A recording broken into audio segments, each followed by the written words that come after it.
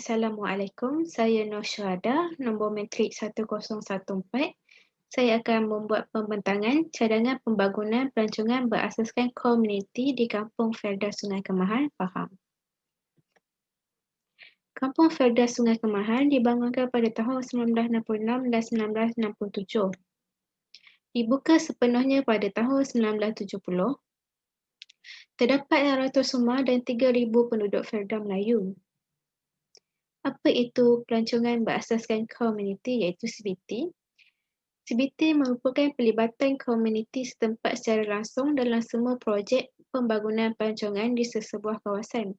Sesebuah projek pelancongan yang disusun oleh komuniti itu sendiri menggalakkan komuniti bekerjasama dan pelibatan daripada dua belah pihak iaitu pelancong dan tuan rumah dalam aktiviti pelancongan. Memberi faedah kepada komuniti. Hasil kajian kebolehsanaan. Matlamat komuniti dan motivasi bagi pembangunan CBT ialah yang pertama, memelihara dan memulihara sumber semula jadi di kampung, menggalakkan komuniti dan persekitaran dalam pelancongan, memperkasakan komuniti tempatan dalam pelbagai aspek, menjana pendapatan melalui aktiviti pelancongan, amalkan kelestarian dalam menguruskan kampung, dan akhir sekali memperkenalkan kampung kepada orang luar. Tahap kefahaman terhadap CBT, masyarakat setempat memahami CBT melalui penjelasan yang telah dibuat.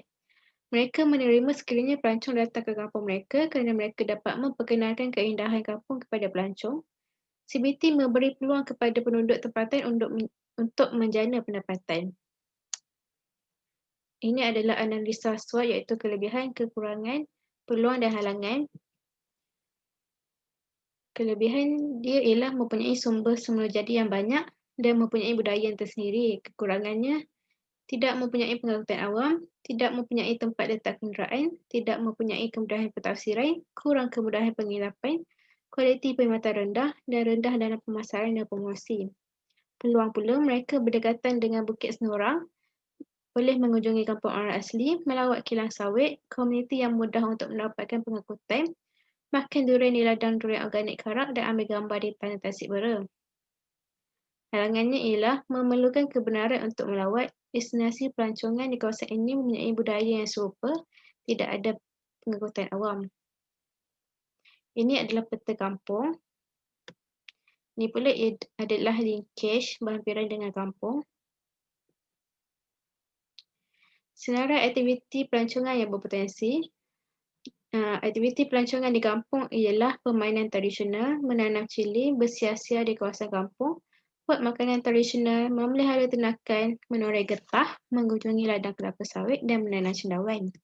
Untuk aktiviti di berhampiran kampung pula ialah mendaki Bukit Senorang, mengambil gambar di Bukit Senorang, makan durian di ladang durian organik Karak, ambil gambar di Tanda Air Bera dan melawat kampung orang asli. Ini adalah cadangan yang pertama iaitu kesediaan bagi pembangunan CBT. Cadangan latihan bagi tingkatkan kesedaran. Bengkel ini adalah untuk meningkatkan kesedaran mengenai kelestarian harus dipertahankan di suatu tempat. Dengan adanya bengkel ini, kita juga dapat mendidik penduduk kampung untuk menjaga alam sekitar dan mengekalkan sumber semula jadi untuk generasi akan datang. Peserta terdiri daripada penduduk kampung itu sendiri dan dianjurkan oleh Majlis Pembandaran Pahang. Cadangan latihan bagi tingkat pengetahuan dan kemahiran. Yang pertama ialah kelas pemasaran. Kelas pemasaran adalah cara meningkatkan bilangan pelancong yang datang ke kampung dan menambah pendapatan. Yang kedua ialah kelas dandanan, mengajar cara bagaimana menjadi diri anda kelihatan lebih kemas. Yang ketiga ialah kelas komunikasi dan bahasa Inggeris. Kelas ini adalah untuk mengajar penduduk kampung bagaimana berkomunikasi dengan pelancong luar. Seterusnya, kelas pemandu pelancong. Kelas ini mengajar kita bagaimana menjadi pemandu pelancong yang betul. Akhir sekali ialah kemahiran usahawan. Kelas ini mengajar bagaimana mengembangkan perniagaan dan mempromosikan produk yang dimiliki oleh kampung ini. Yang kedua ialah mengenal pasti peneraju CBT iaitu local champion. Iaitu Encik Azhar bin Haji Ahmad berumur 50 tahun sebagai Ketua Kampung Federasi Sungai Kemahal. Ini adalah cadangan carta organisasi CBT bermula daripada pelancongan Malaysia bekerjasama dengan local champion, dan local champion akan memberi tugas kepada AJK Majlis, AJK Kebersihan dan AJK Aktiviti. Yang ketiga ialah mengenal pasti perkongsian bagi pembangunan CBT. Yang pertama ialah Persatuan Gasing Negeri Pahang. NGO memberikan dana kepada penduduk kampung untuk mengembangkan program CBT ini. Seterusnya ialah Suria Excellent Travel and Tour Sdn Bhd. Suria Excellent Travel and Tour ini akan mempromosikan CBT projek kepada pelancong. Seterusnya Universiti Malaysia Pahang. Universiti boleh memberi ceramah tentang bagaimana penduduk kampung memasarkan kampung mereka kepada pelancong. Seterusnya ialah Motek. Motek mempromosikan keunikan seni budaya di kampung ini. Yang keempat ialah pembangunan produk CBT. Yang ini adalah cadangan pakej Kampung Federasi Sungai Kemahal. Pakej yang pertama, 3 hari 2 malam yang melibatkan aktiviti di dalam kampung sahaja. Pakej yang kedua, 3 hari 2 malam juga tetapi digabungkan dengan aktiviti berhampiran dengan kampung. Yang ini adalah untuk aktiviti seharian sahaja daripada 8.30 pagi dan habis pukul 5 petang. Seterusnya ialah cadangan interpretasi pelawat. Yang pertama ialah pusat interpretasi. Antara tempat yang sesuai untuk dijadikan pusat interpretasi ialah di Dewan.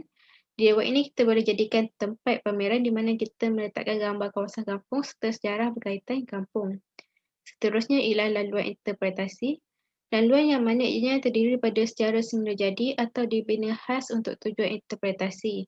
Sepanjang laluan ini dilengkapkan dengan pelbagai papan tanda, petunjuk dan lain-lain yang memaparkan pelbagai maklumat. Cadangan kualiti perkhidmatan. Pihak kampung perlulah menyediakan guide yang terdiri daripada orang kampung untuk membawa pelancong yang datang ke kampung.